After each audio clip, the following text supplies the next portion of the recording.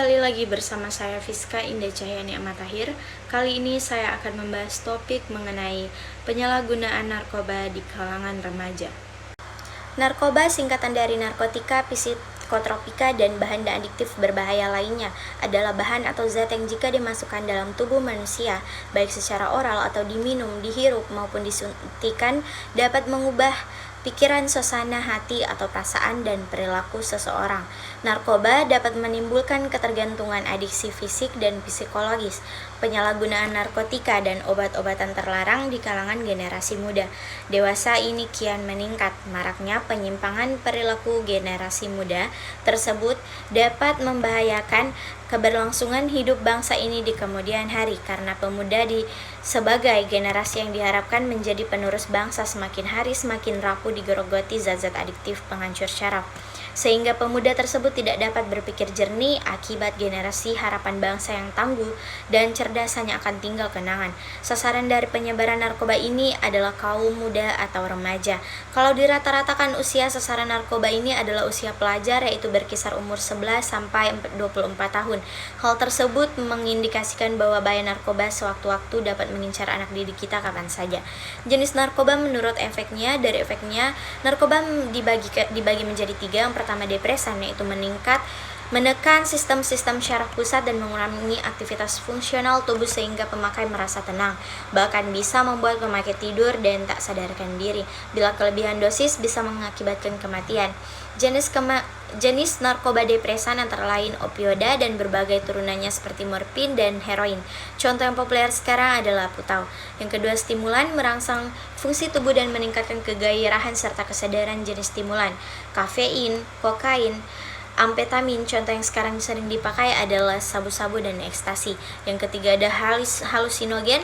Efek utamanya adalah mengubah daya atau persepsi. Halusinogen kebanyakan berasal dari tanaman seperti meskalin dari kaktus dan psilokolobin dari jamur-jamuran. Selain itu ada juga yang diramu di laboratorium seperti LSD. Yang paling banyak dipakai adalah marijuana atau ganja. Penyalahgunaan narkoba disebabkan oleh beberapa faktor, diantaranya sebagai berikut: kurangnya pengenalan diri. Orang-orang coba menyalahgunakan narkoba biasanya memiliki sedikit pengetahuan tentang narkoba, bahaya yang ditimbulkan, serta aturan hukum yang melarang penyalahgunaan narkoba. Motif ingin tahu. Di masa remaja sekarang, seseorang lazim mempunyai rasa ingin tahu, lalu setelah itu ingin mencobanya. Misalnya dan mengenal narkotik, psikotropika maupun minuman keras lainnya atau bahan berbahaya lainnya. Adanya kesempatan karena orang tua sibuk dengan kegiatan masing-masing, mungkin juga karena kurangnya rasa kasih sayang dari keluarga ataupun karena akibat dari broken home. Emosional dan mental. Pada masa-masa ini biasanya mereka ingin lepas dari segala aturan dari orang tua mereka, dan akhirnya sebagai tempat pelarian yaitu dengan menggunakan narkotik, psikotropika, dan minuman keras lainnya. Lemahnya mental seseorang akan lebih mudah dipengaruhi oleh perbuatan-perbuatan negatif yang akhirnya menjurus ke arah penggunaan narkotika, psikotropika, dan minuman keras lainnya.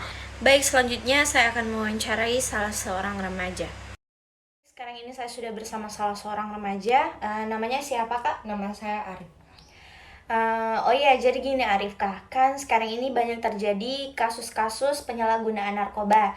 Menurut Arif, Kak, bagaimana tanggapan mengenai hal tersebut? Jadi menurut saya kasus narkoba di kalangan remaja itu adalah salah satu hal yang cukup serius dan sangat tidak patut untuk dicontoh dan sangat negatif, karena berpengaruh pada diri sendiri, masa depan, dan juga pada kehidupan kita di masa sekarang dan nanti, seperti itu. Ya, selanjutnya bagaimana cara untuk mencegah agar Arifka tidak terjerumus ke hal-hal negatif atau hal-hal tersebut yang seperti itu? Jadi kalau untuk saya sendiri sebagai seorang remaja, saya lebih memilih lingkungan pertemanan saya yang sehat. Terus saya lebih banyak melakukan hal-hal positif agar tidak terjerumus ke hal-hal yang negatif seperti itu, dan memperkuat iman diri sendiri seperti itu. Ya, terima kasih Arifka, kembali ke studio. Demikian yang dapat saya sampaikan, semoga dapat bermanfaat bagi kita semua dan sampai jumpa.